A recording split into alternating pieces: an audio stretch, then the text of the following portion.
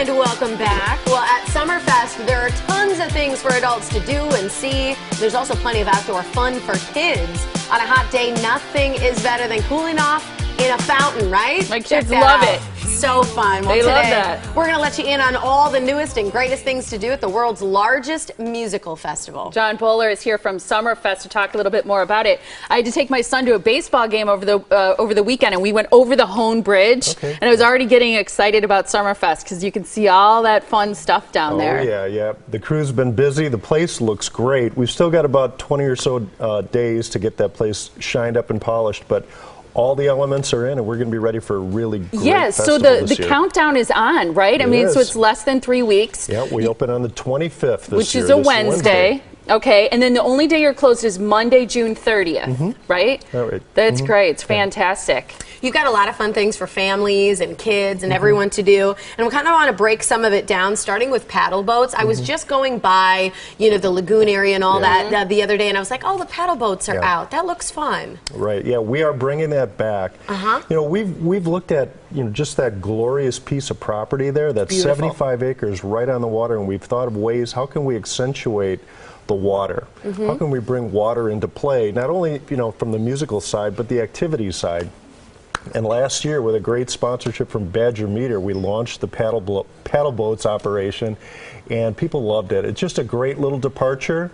Usually about a 30-minute experience. You can go paddle out, you can look back at the festival, look back at the city, travel a little further north toward Discovery World.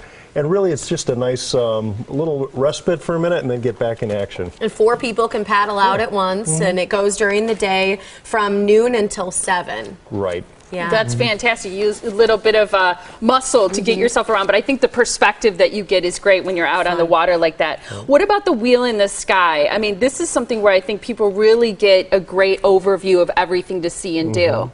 This is something brand new this year, and we're very, very excited about it. We have not had a large Ferris wheel at Summerfest for years and years. And though we're not bringing a whole rides execution together, we are bringing one standalone, beautiful lit up Ferris wheel. It's affectionately known as the Summerfest Wheel in the Sky. And it really is just going to be a great new attraction for people to do something that is fun and experiential, celebrate the water, look at beautiful downtown, get above the action and look down at Summerfest. Take a little break from the music for a while and do that. And I think people are really going to love that as an extra experience, not only in the daytime, but also at night when it's lit up. Well, and I think Ferris wheels are one of those things that you remember experiencing with grandparents or family, because it's not a scary ride unless you're afraid of heights, maybe, but but it's just a really neat experience for so many people to have as a family too. Yes.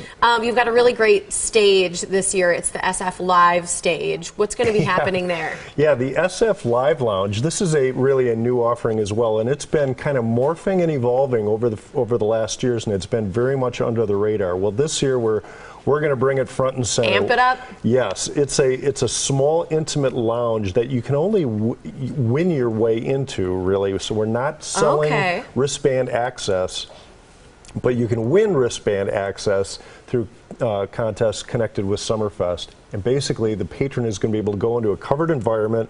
We are going to have artists coming in and out of there. They will be doing some interviews. They will be doing some unplugged quick performances. And it's just a different kind of more intimate experience, because when you're at Summerfest, lots of things are big. The music is big, the audience is big, the grounds are big, and this is going to be a small, intimate setting for people to get up close to the action and see those artists in maybe a little different way.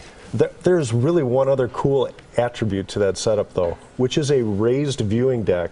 And when the artists are not involved with the activities inside the lounge, patrons can also go up on a second-story viewing deck, and they'll have a great view of the Harley-Davidson Roadhouse performers. Oh, that's so it's cool. not only a raised viewing area, it's also a covered kind of lounge area.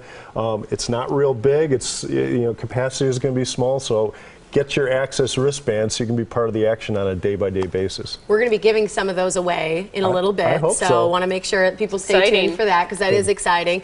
And there'll be artists, you know, would like a Lady Gaga go in there, or is this going to be some of the artists from like main stages that you might get a little peek at? Well, right now we, well, first on Lady Gaga, probably not. Okay. And just want to manage expectations right there. Okay. But we do have, right now we have about 30 different headliners from around the grounds that have agreed to say, yeah, we'll go in there and talk for a little while and maybe do an acoustic set or something like that.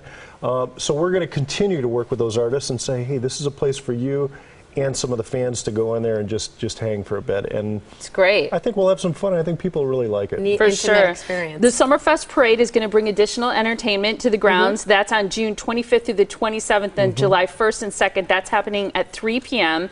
And then you've also got the Columbia St. Mary's Cool Down Lounge, which it gets warm sometimes at Summerfest, so this is fantastic. And you're going to have a lot of different things going on. That's at the south end of the Summerfest ground, and this is like the coolest spot now on the grounds, apparently, huh? It is. It's air conditioned, it's covered, there are couches, and one of the coolest aspects, I guess, would be that it's celebrating Les Paul. Yes. And so you'll see a lot of Les Paul memorabilia in there. You will see real Les Paul guitars, some really great autographed guitars, and really it's just a place to go and chill out, cool off, see some really great items from Les Paul and Discovery World. And, you know, take a little reprieve and then go back out and have some fun at Summerfest. It's fantastic. Sounds good. Yeah, here's the website to learn more about Summerfest, all your favorite acts that are coming to the grounds at summerfest.com. And right now, as we promised, we've got 4 tickets to give away to caller number 15. You're also going to win those SF Live Lounge wristbands. 414-799-4444. Caller 15 wins that intimate experience along with the tickets. Thanks so much for bringing those. Caller 15 is going to be excited today. So neat. That is an awesome thing Mondays to win. just got real good. Real good. Thanks a lot, John. We appreciate it. Great to see you. you. And all week long, we're going to be talking about Summerfest and all the fun new things you have going on. That's what I understand, and we appreciate it and hope everybody out there is getting psyched up for Summerfest. For sure. We have a great trivia question coming up, too, that you guys supplied to us, so stay tuned for that as well. Thank you, John. Appreciate it.